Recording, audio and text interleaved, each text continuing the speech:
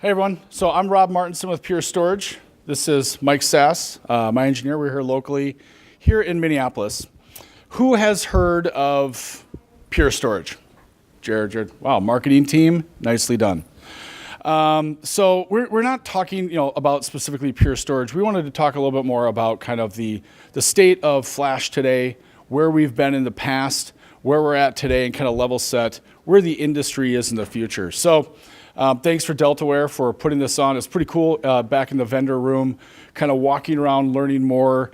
Half the logos I don't know, half the technologies I'm unaware of. So it's pretty cool to have a emerging technology. I think what this is billed as definitely is kind of just kind of learning and level setting on new technologies. So suddenly Pure Storage, the kind of all flash appliance storage manufacturers, the old kind of trusted advisor in the room, where we were kind of this, startup just a few short years ago. We just celebrated our 7th birthday, and we did go IPO here about a year ago. And what that means is that the all-flash industry in general, including Pure Storage and kind of some of our other competitors in the marketplace, is really a mature technology today. So even the conservative Midwest that we are, I think the coasts relatively sometimes adopt new technologies faster than we do with our conservative-minded business. But I think what we're really seeing now is a technology and a new media that really allows us to be disruptive, but really allows us to be a safe choice. It's an industry that's not going anywhere. So let's talk a little bit about kind of who we are, what we are, and where the industry is going in this kind of transformation and change. So, typically when you look at just all flash arrays or all flash, you think, well, it's just a new media, right? Well, that's not necessarily the case. It is. When you look at this ancillary on what an all-flash array is, sure, we're going from spindles to flash arrays, but that really changes what we can use, how we can use it, how we sell it, how we deploy it, how we install it, which really changes the alignment not only from IT, but also all the way up to the business as well, too. And that's really what we want to talk a little bit about today is how this transformation has changed, not only just the IT landscape, not only just storage, but how we also kind of benefit, and it goes all up to benefits to the line of business and kind of transforms how we use this technology. Really, I think from a disruptive marketplace perspective, Pure and some of our competitors really kind of approached the whole landscape differently. Our founders really didn't even really come from storage, a couple of them. So they said, let's look at this in level set, not only from the ownership process, but the buying, the install, the management, all of this is going to be changed and revolutionized. So, just 5, 6, 7 short years ago, if you had to add 100 terabytes or so of capacity, you had a few vendors to work with, right? And how they licensed, how they installed, kind of that ownership life cycle was complicated. 6 months to build, you buy it, a month or two to ship it, another month or two to install it, big professional services for installation and management. And it's no wonder that, shadow IT popped up and Amazon arrived and other different types of solutions and technologies, because if you're a DevOps guy or development test dev and your development team needs to fire up some cycles fast, it's easy to just swipe a credit card and go to Amazon, as sometimes to go work with their IT department, as I'm sure a lot of you guys have found out. So we said, let's do this better. Not only with this media change, but we're going to look at a way to own this different. We're going to talk a little bit about this, how Pure does it, called Evergreen Storage. Fairness and transparency on those maintenance renewals. So let's get rid of some of those planned obsolescence and those huge forklift upgrades with big, huge maintenance costs that force you to look in other areas. And let's look at software licensing different. There's nothing more frustrating at the end of a life cycle to go buy 100 terabytes or $100,000 of licensing and then 6 months later have to throw that away with a forklift upgrade. So let's kind of look at this differently. And really what we're trying to do, and all this revolves around simplicity. Not only just in simplicity in use and management from a GUI or administrator perspective, but let's look at owning, buying, installing, and ownership of it. And let's look at something in a strategy where you can fire up and devise a solution in weeks, or if not days. And that will allow you to be faster, better, smarter to your business, allowing you to be able to react quicker, add more value, and potentially keep IT where it should be, right, under one roof in your data center. Want to be able to grow this, scale it, move it fast. And really, I think the industry has gone through that emergence cycle, and now we're really enterprise ready. Ourselves and others are really hitting now, from a downtime perspective, 6, 7 I think we even have 8 nines availability in some cases. So it really is enterprise-worthy type solutions today, where maybe a couple years ago, the business would be skittish, saying, who's Pure? We can't trust them. Maybe put VDI or something else on it. It really allows us to move in a different direction. Support has changed, and we're really trying to say the risk is no longer on our customers. The risk is really on us, the vendors, to make sure we're sizing, scoping. You can try things now. You can POC it. You can understand your workload, because it's all about the new technologies of data reduction, compression, being able to get more for less out of that environment. So that's kind of the strategy of how Pure approaches it. And I think in general, the industry really kind of follows all those same mantras. And from my perspective, what's really nice in working with my engineer and working with our customers, the simplicity factor really, after a customer owns our solution or owns any solution, really outweighs, the performance is inherent. We all understand that. Sub-millisecond response times, hundreds of thousands of IOPS, that's great. And sometimes the line of business may say, we don't need all that type of performance today, but all these other values and benefits really kind of transform that ownership model where the value is more than just performance. Go ahead, Mike. So let's talk a little bit about what's really changed when it comes to all flash storage. The densities that we've been seeing in the flash storage market have just been out of this world. I mean, I was digging around and I found a few articles back here. Here's one from 2013 talking about 1 terabyte SSDs. Is that really worth it? I mean, who here in this room even has 1 terabyte SSDs? I mean, it's just 3 years ago, that was a big deal to have a 1 terabyte SSD. Here's 2014, 4 terabyte SSDs. 2015, 16. And then coming into today, 2016, 60 terabyte SSDs we're starting to talk about. It is just outrageous, the amount of density that we're starting to see in the marketplace. But that comes with a few other factors as well. So, all this technology is cool, from not only what we're talking about in this room, but all the other breakouts, all the other vendors in the back room. But if it doesn't save money, if it doesn't drive out complexity and drive out cost, then no one here is going to be able to buy it. So that's really all of our jobs, vendors, business partners, customers, is to ensure that we're delivering a quality of service that surpasses where you were before at a lower price. And so, again, this media change, even just a couple short years ago, 2012, 13, we're looking at the green line here, really, it was kind of cost preventative. So we couldn't go and put all flash through all of your data centers. It was very workload specific, a troublesome database, VDI where you needed that performance. And that's really, we're talking about 8, 9, 10, 12 bucks a gig. We couldn't just put everything, on that all flash array environment. But now, as we look at where we're at today, basically the cost has almost been halving itself year over year. And a lot of that has to do with that density. So now we're able to look at, okay, not only just that database or that specific workload application, but how can we move further and further beside it and really drive out some of those burdensome costs that a traditional storage array has. And again, we're matching those costs and driving down that cost by really getting rid of licensing costs, by getting rid of complexity. Go ahead.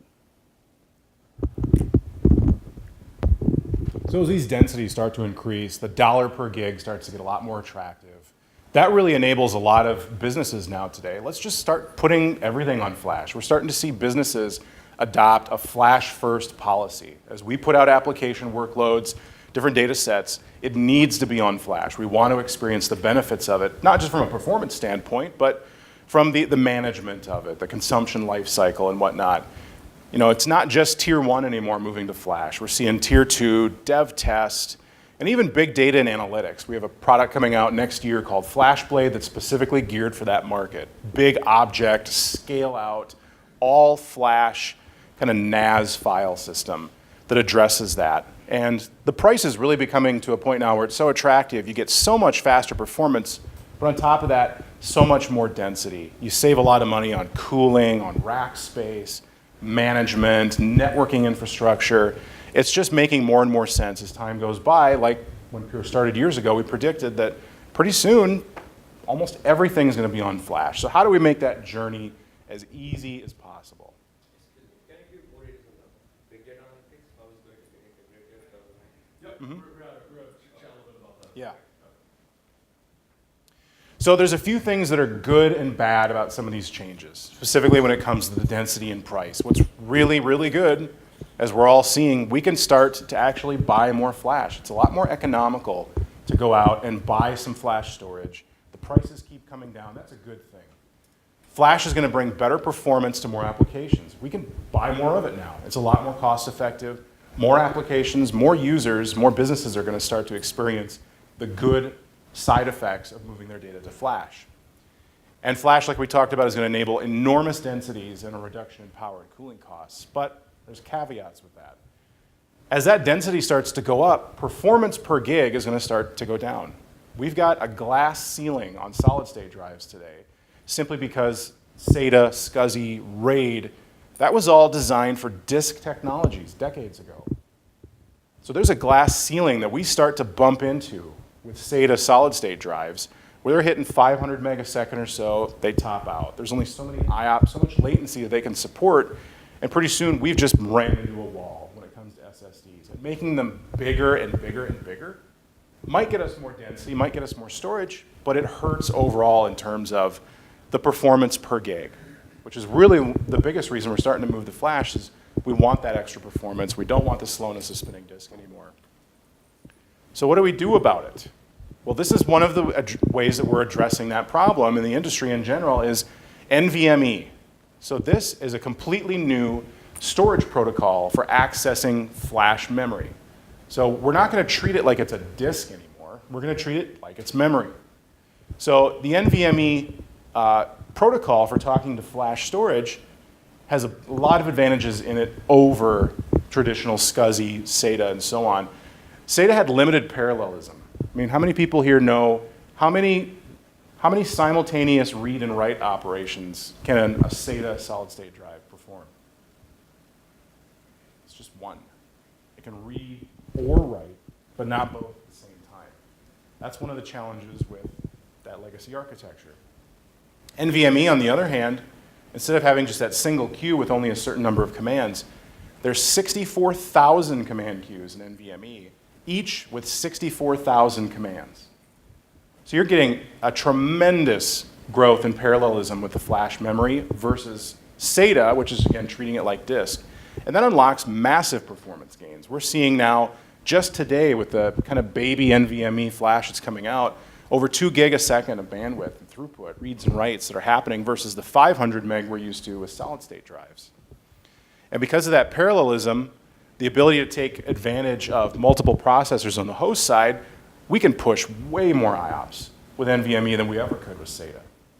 And that's, again, because it's not spinning disk anymore. It's flash storage. Just like memory, NVMe is going to get rid of that glass ceiling that's being imposed on us by legacy disk technology and really allow these future flash innovations to reach their full potential. So to your point, and if questions get you Pure Storage logoed tumblers, so let's get the hands rolling. My assistant in the back, Kelly, is happy to hand out. Thank you, Kelly. So in the past, we've been approaching this kind of myopically from, us as storage vendors, right? All we see is storage. And all we see typically from a flash perspective is that structured block environment. And that's been great, right? So databases, VDI, all that type of VMware stuff, that's a really nice solution for us to be able to go in and fix.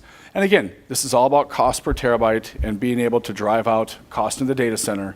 But what about all that other unstructured analytics, file, object, these other places where typically flash was seen as too expensive. We need cheap, deep, hit it once, archive it forever. Well, that is an area that now we as Pure Storage are moving into. We've released a product. It's kind of pre-GA. We have about 30 customers running this right now. We've had a couple of them on for a while. Actually, Tesla is one of our public references on Flash Blade. And what we're really talking about here is being able to, because the cost per terabyte and densities are finally there, being able to use flash technology for that environment. So now you start thinking about research, genomics. Had a discussion with a large hospital here in the state about their genomics environment, very, very large, spindle, 10 petabyte type environment. And if a genomics researcher can go in and do a test and splice, sales guy here, right? So way out of my league here. Be able to splice the DNA sequences one way and that test takes 10 hours. Well, if we could reduce that down to a test taking 1 hour, they could get 7, 8, 9 times the workload done within that one day than over a course of an entire week. And when it comes to research or these types of large, unstructured, kind of analytic Hadoop type environment, time is money, right? And so when we're looking at large data sets, you can start to see that flash where we think about it as just the cost per terabyte is not allows itself to be able to utilize this type of technology. All of a sudden now there's a real benefit for it. And again, all this is driven by those densities. So right now we have, what size blades are in those? 52 terabytes. So right now they're 8?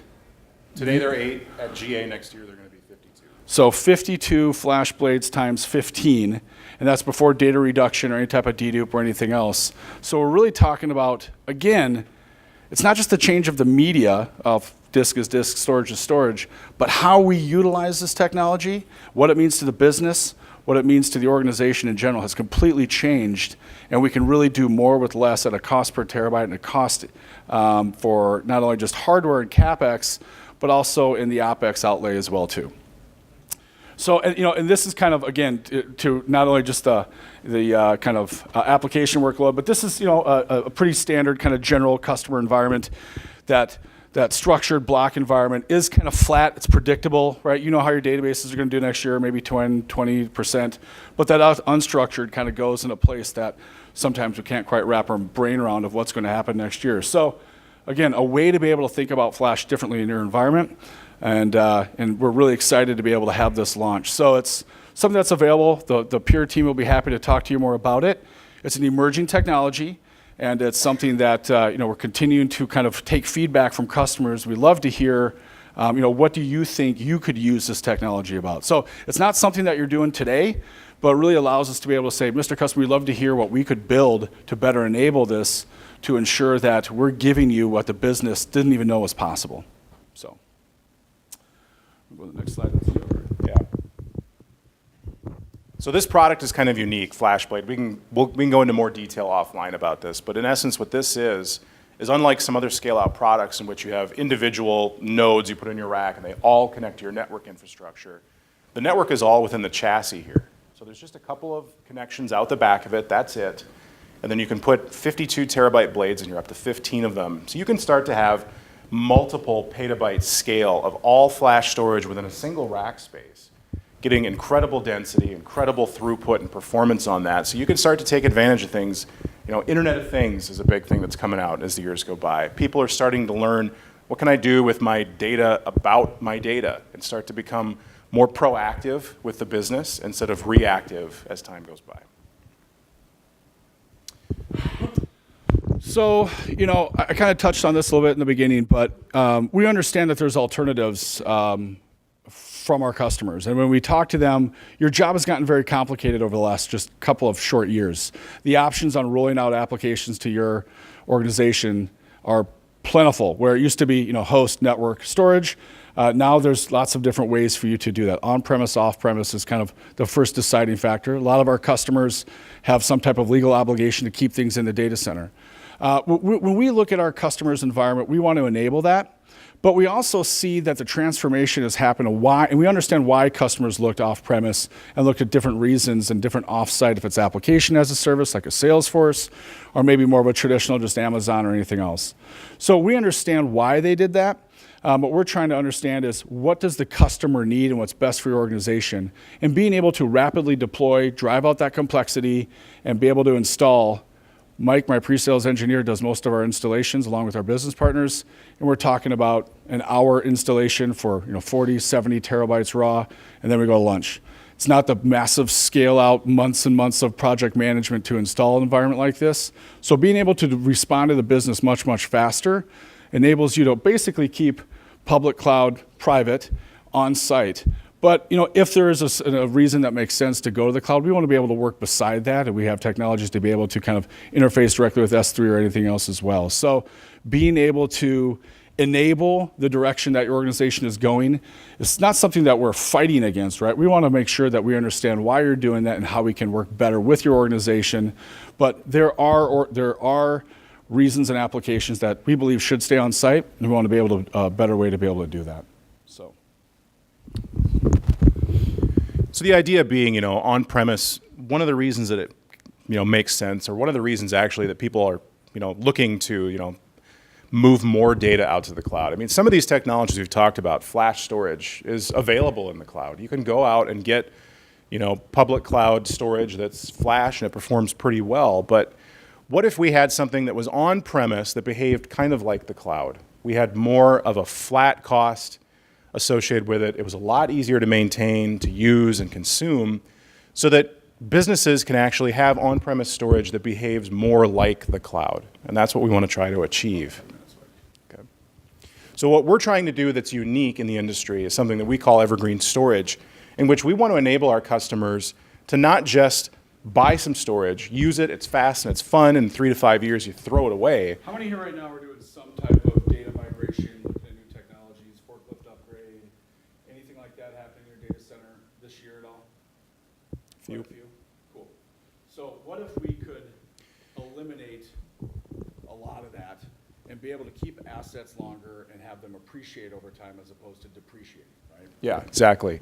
So the idea being, what if we had a product in which the maintenance just stayed flat and fair forever, as long as you own it? It's not going to spike up over time so that you have to come in, rip and replace that investment that you made 3 to 5 years ago and put something else brand new in its place. What if all software was included? You just get everything. All software features we have today, everything we release in the future. It's just as easy as calling support, asking them to upgrade the firmware on one of our arrays. It's done in 45 minutes, and you have that feature. I think it's kind of unique that, is Tesla giving rides here? Is that what they're doing? So very similar, right? You have a pure array, and then all of a sudden you get auto drive. So we're basically talking about being able to roll out feature functionality from a different licensing model than anyone's really done before. You work with Pure Storage, and I think we're seeing this licensing model change throughout the kind of industry again. We want to make sure that we enable our customers to be able to utilize the cool feature functionality of our box, not punish them. So snapshotting, replication, analytics, all those types of cool things to be able to utilize that box. We're not doing capacity licensing. We're not doing feature functionality licensing. When you work with Pure, you get auto drive. Exactly. But on top of that, what if as part of your maintenance renewal every 3 years, you just get upgraded controllers? So not just faster processors, but those controllers will include new technologies like NVMe. So think about moving from today's flash technology to NVMe storage down the road, and that's just part of your maintenance upgrade. You just get that. The ability to upgrade controllers. If you need to go to a bigger capacity and buy faster, bigger controllers that support more raw SSD, you just pay the delta difference to get from one controller to the other. So that way you're not throwing away that initial investment. And the same is true with the capacity as well. So if you buy more capacity with flash, with Pure Storage, you can trade in the SSDs you've already owned for years and get up to a 25% just flat reduction on the cost of whatever it is you're buying. So if you've got 10 terabytes, you want to buy a 40 terabyte to replace it, you only pay 30, just the difference. So the idea being, let's get away from this model. Let's stop having to forklift things. You know, you buy something, you throw it away after a few years. Let's instead make this more of a subscription-based kind of a model. Like you're getting on board the flash futures, you know, speed train going forward. You buy a product, you get on board, you just ride it out forever, and as flash continues to evolve, you get those technologies by lieu of owning Pure Storage. And this is kind of what that looks like. I'll go through this pretty quick here. But this would be a customer years ago that bought, say, one of our first products, the FlashArray 300. They got it with 11 terabytes of SSD, came with Sandy Bridge CPUs. It's using just SLC SSDs for NVRAM for writes to land on.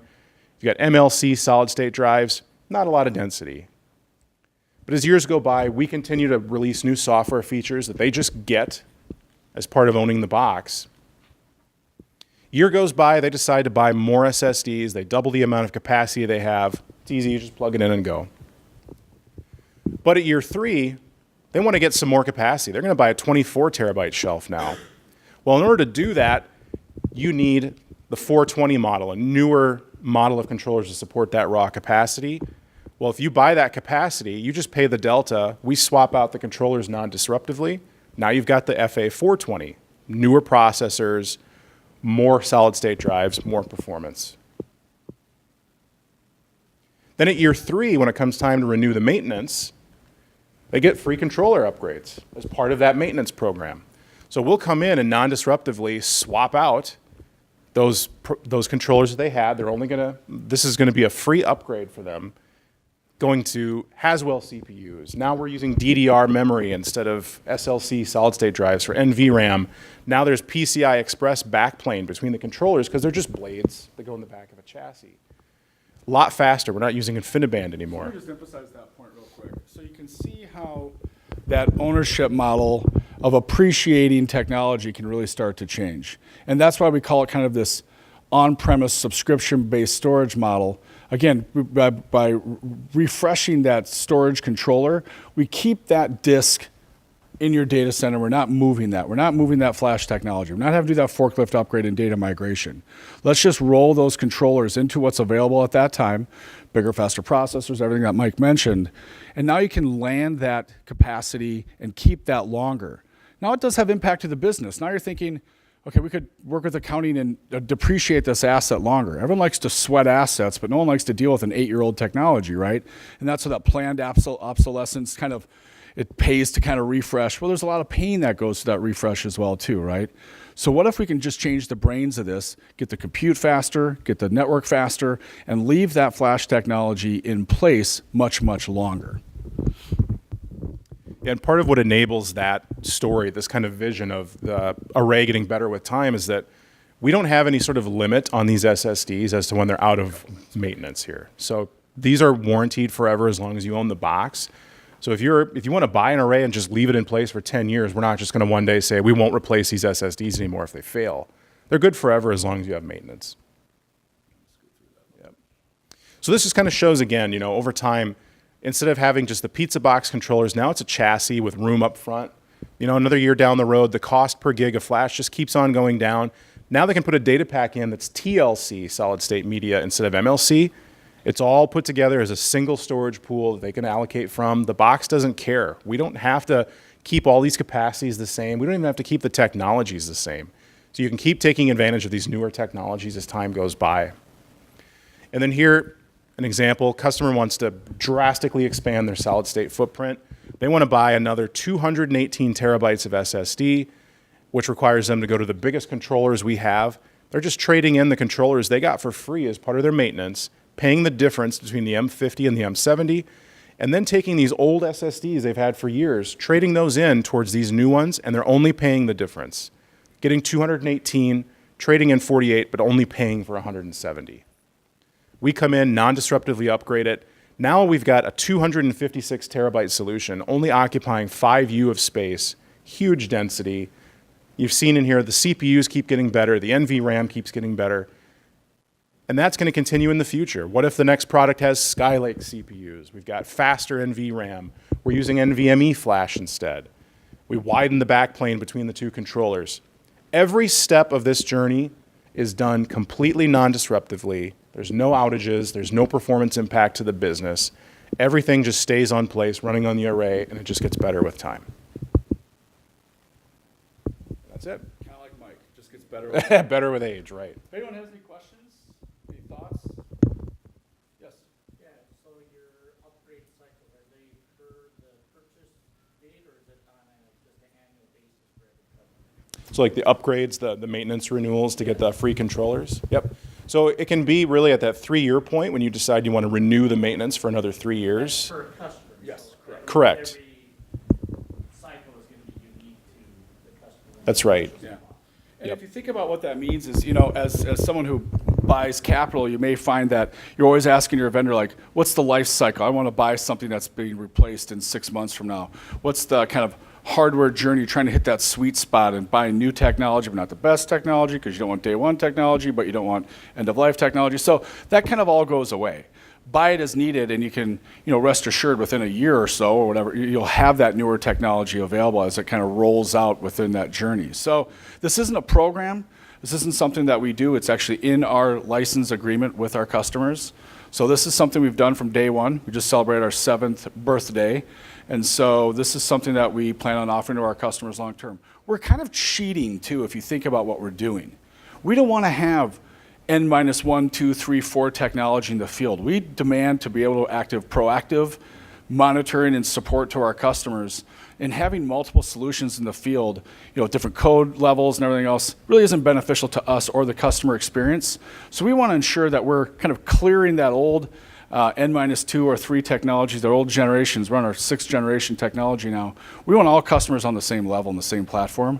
It makes writing code, proactive support and monitoring much, much easier for us, which means that we can be much more cost beneficial and pass that savings on to our customers. So there's nimble, violin, pitch read. What sets you guys apart from the other flash? No, and so one of the things that we did right away was we made a gamble on all flash. Kind of to what Mike was saying, we came in and how we wrote our actual code, how we actually treat and work with the actual disk itself in the Purity operating system is different than writing to a hybrid, right? And working with disk and flash. So we came all in and said, we believe that this price evolution is going to be faster than most see in the field. And so all flash was really a bet that we made several years ago. And that's really put us as the market leader that we are today, was having that all flash kind of wager, as it would be. Also, I think this ownership model, licensing model, the Evergreen Storage Forever Flash, it's really a way to be able to have a different TCO model, a different ownership model, and a different management model as well too. I think we're all going through that simplicity change. The days of a storage dedicated administrator are evolving, and we really want to ensure that simplicity through the ownership changes as well too, along with not only buying, building, scoping, and installing that solution as well. So several differences. I would say too that we're trying to set a bar with everybody. This is really what you should expect from vendors from now on. When you look at another product, you're going to buy some SSD all flash array. Well, vendor, how are you going to get me to NVMe down the road? Is that just a non-disruptive upgrade that I get as part of my maintenance contract? Or do I have to buy the next array that comes out and throw this away in order to get that new technology? And on top of that, do you warranty the solid state drives, the flash media, for as long as I own the box? Maybe at this point, you don't anticipate much data growth for years. You just want to leave this box alone and just let it go. Get those controller upgrades every 3 years, that's fine. If 10 years down the road, this shelf goes bad, we'll let you know and we'll replace it as part of the maintenance. It doesn't just end at year 7 and now you're forced again to have to replace everything.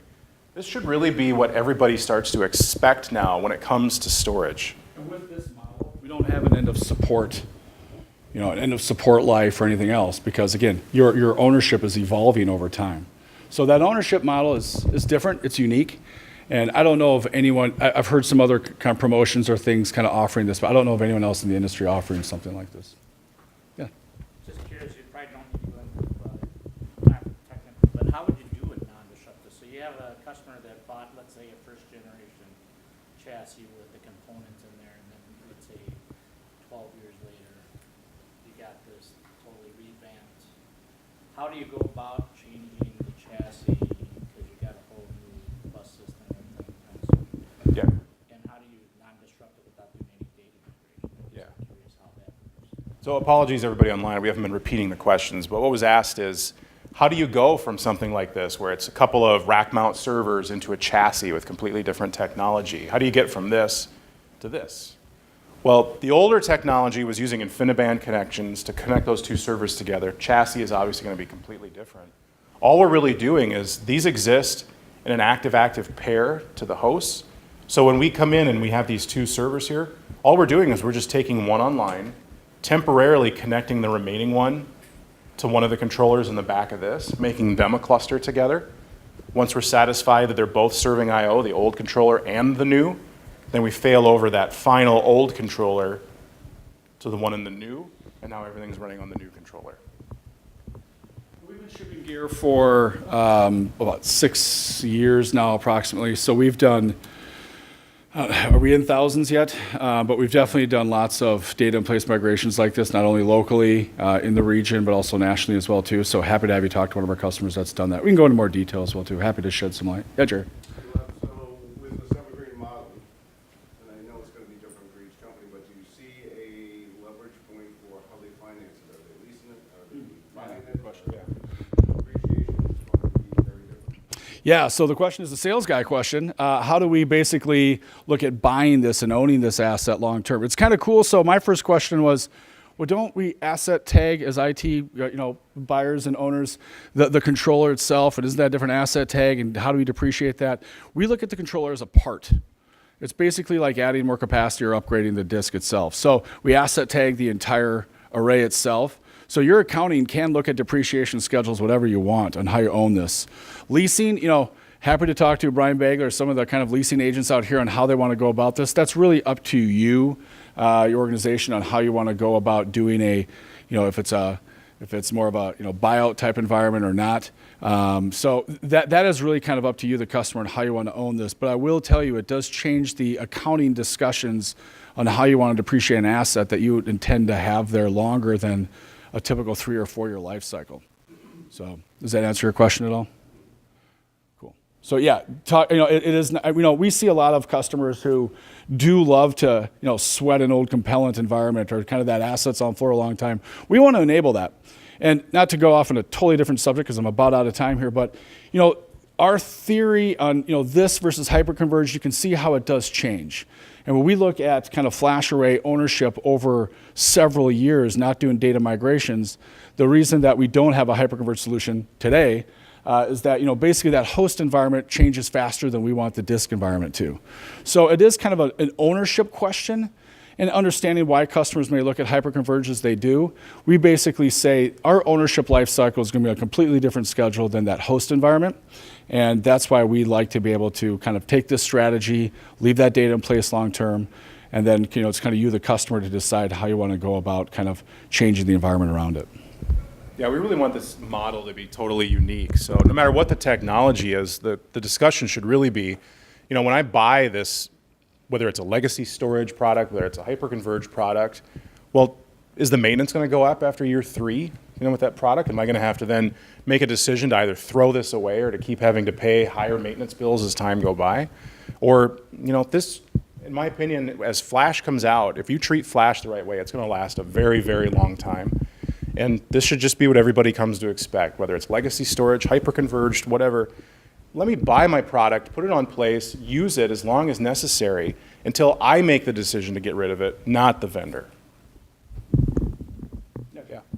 Talking about flash capacities, to go back to the capacity that you had paradigm, so flash capacities are growing significantly faster than CPU cycles and specific things. So you're talking about cycle controller models, but that's right now well behind capacity. Today, this style of structure, you're doing a lot of heavy lifting, data, deduplication, data compression, as well as your garbage reclamation, biological heads.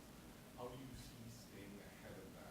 Flash capacity in the world is so gigantic that you today limit how much flash you put behind the particular model because there's some problem. Yeah. Those flash capacities grow that much faster. That growth in use for me, the only way to do is to distribute it more. Sure. Yeah, definitely. So the question is, how do we keep up from a performance standpoint, from a hardware standpoint, as those densities continue to go up and up and up?